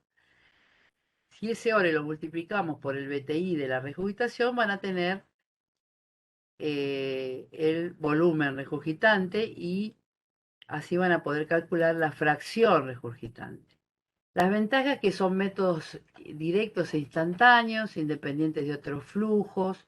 Es reproducible si nosotros vemos la hemisfera, si no, no. Y supuestamente menos determinada por la situación hemodinámica, aunque todo está influenciado por la situación hemodinámica. Es compleja porque hay que hacer mediciones, ver la hemisfera. Podemos no visualizarla bien, puede ser un jet excéntrico y pierde significado y no tener una buena señal. Ya lo van a ver cuando vean insuficiencia mitral, por eso no me detengo. También el modo M color es muy útil, es un método sencillo que ustedes pasan el modo M y como da una ubicación temporal, permitiría ver si este flujo es protosistólico, telesistólico u holosistólico. Eso nos puede hablar también de la severidad y la temporalidad de esta insuficiencia. Es muy largo ver todas las valvulopatías, por eso que yo no puedo detenerme, pero les voy dando algunos parámetros. Ya estenosis mitral vimos. Muy bien, el método de Pisa. De todo tenemos ejemplo. Igual yo todos los ejemplos vamos a subir para que ustedes puedan analizarlo tranquilo. Finalmente acá tenemos también una insuficiencia mitral. Un paciente con un ventrículo dilatado, una insuficiencia mitral secundaria. Como verán, tenía un deterioro de la función, sobre todo biventricular y con severa dilatación de cavidades derechas. Fíjense las áreas de las aurículas, las voy a poner más grande. Inclusive como tenía suero, miren el eco espontáneo en la aurícula que tenía burbujas. Como vemos, tenía una insuficiencia mitral muy severa, que la vena contrata nos daba 10, 1 centímetro, ¿no? Más de 0,7 de severa. Fíjense la excentricidad que tenía. También tenía una insuficiencia tricuspida muy severa. Bueno, este paciente vino a una valoración. Fíjese esto, quería mostrarle cómo tenemos que ver la repercusión también en las venas suprahepáticas. Sabemos que cuando existe un flujo sistólico reverso en venas suprahepáticas también es un criterio de severidad de la insuficiencia tricuspidia. Era bien severa. Y para terminar, para no marearlo, igual esto lo voy a subir, se le hizo, este paciente vino para valoración de MitraClip,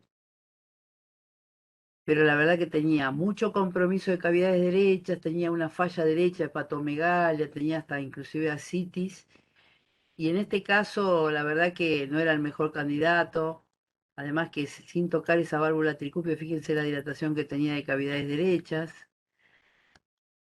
Así que bueno, este paciente finalmente se decidió, no tenía los criterios, porque tenía aparte presiones pulmonares 68 de sistólica pulmonar. Bueno, en esta insuficiencia mitral el volumen regurgitante también va a decir importantísimo que lo podamos estudiar, analizando que al restarle al flujo de llenado mitral el flujo eyectivo aórtico, y ahí sabremos qué volumen es el que regurgita, y si después ese flujo regurgitante lo dividimos por el flujo de llenado, sabremos cuál es la fracción. Estos son cálculos que van a ser, son generalidades, así que no cunda el pánico. Yo los dejo todos, son cálculos que podemos ayudarnos la memoria porque uno se puede olvidar, pero el concepto es saber que el volumen regurgitante va a ser el volumen que hallemos de la válvula regurgitante menos el volumen de la válvula sin regurgitación. Y esto solo cuantifica la severidad. Es un método sencillo y bueno, pero no está exento de errores cuando tenemos que hacer muchos cálculos.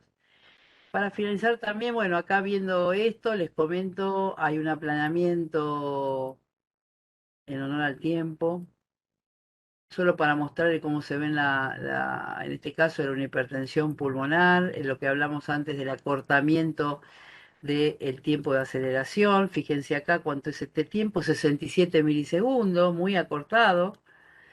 Fíjense la franca dilatación de cavidades derechas. En este caso, que no vamos a entrar en las valvulopatías derechas porque sería interminable esta charla, pero bueno, saber que en este caso vemos las repercusiones, como todas las valvulopatías, son de cavidades derechas dilatadas, la función del ventrículo derecho estaba conservada, con el patrones de llenado también, que no parecía restrictivo, pero tenía una hipertensión pulmonar severa, suprasistémica. Y valoramos lo mismo, ¿no es cierto? La diastólica pulmonar, la presión sistólica, vemos las venas, acá la vena cava y la suprahepática con el flujo sistólico reverso, una hipertensión pulmonar primaria. Estos principios entonces, como conclusión, se aplican a todas las valvulopatías, inclusive teniendo un shunt. Fíjense como también cada vez hay gente que no confía en este método, prefiere la resonancia. Porque, bueno, como les decía, valorar el volumen minuto a nivel del ventrículo derecho, midiendo el BTI del tracto de salida, da lugar a error. Entonces, bueno, pero en algunos casos es necesario cuantificar para decidir si una comunicación interauricular va a cerrarlo o no, si este QPQS es más de uno. Bueno, terminamos la maratón. Giselle, no sé si estás por ahí. Súper Claro, maratón. es una maratón. Yo sé que ahora les puede parecer re tedioso, pero bueno, la idea es que cuando empiecen a hacer el eco, tengan la posibilidad de empezar a valorar las valvulopatías desde el momento 1, y esto va a subirse, todos estos casos van a subirse, y después todas estas valvulopatías las van a ir viendo una por una, y van a poder... ¿Se escucha? ¿Sí? Bueno. Van a poder ir estudiándolas una por una y van a poder sacarle más jugo. Pero bueno, de última ya tienen la posibilidad de algunas herramientas para valorar. No sé si tienen alguna pregunta. Yo sé que es tediosa esta clase porque es generalidades, son herramientas de todas las valvulopatías. No toqué las valvulopatías derechas porque es terrible, no terminamos más, pero bueno, los dejaría si no libres y subiríamos la clase para que cuando vean cada valvulopatía repasen estos casos. No sé si hay alguna pregunta en el chat. Están En todos el chat no. desmayados. Están todos desmayados, me parece. Sí, son largas, sí, porque es un melange, ¿viste? La idea es que les introduzcan las valvulopatías, pero cada valvulopatía tiene un interés especial en la etiología, en el diagnóstico, el tratamiento. O sea que por ahora son herramientas que las pueden aplicar a todas, y bueno, si ahora les toca hacer eco, los que pueden hacer eco ya pueden tener una idea y valorar las valvulopatías.